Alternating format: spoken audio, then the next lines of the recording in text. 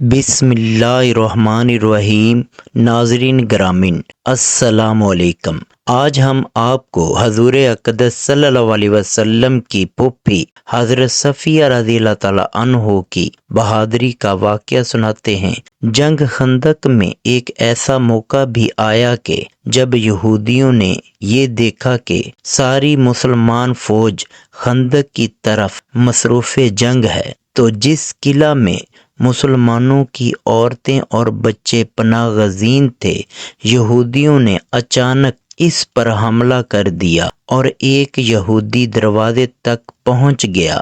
حضور اقدس صلی اللہ علیہ وسلم کی پھوپھی حضرت صفیہ رضی اللہ تعالی عنہ نے اس کو دیکھ لیا اور حضرت حسان بن ثابت رضی اللہ تعالی عنہ سے کہا کہ تم اس یہودی کو قتل کر دو، ورنہ یہ جا کر دشمنوں کو یہاں کا حال و ماحول بتا دے گا۔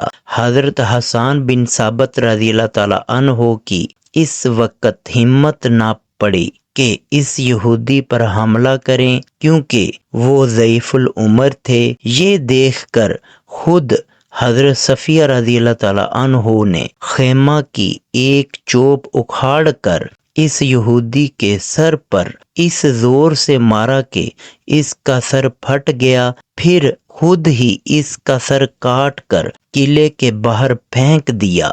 یہ دیکھ کر حملہ آور یہودیوں کو یقین ہو گیا کہ قلعہ کے اندر بھی کچھ فوج موجود ہے۔ اس ڈر سے انہوں نے پھر اس طرف حملہ کرنے کی جرات نہیں کی۔ ناظرین گرامین، یہ تھی حضور اقدس صلی اللہ علیہ وسلم کی پھوپھی، جن کی بہادری سے یہودیوں کو میدان سے بھاگنے پر مجبور کر دیا۔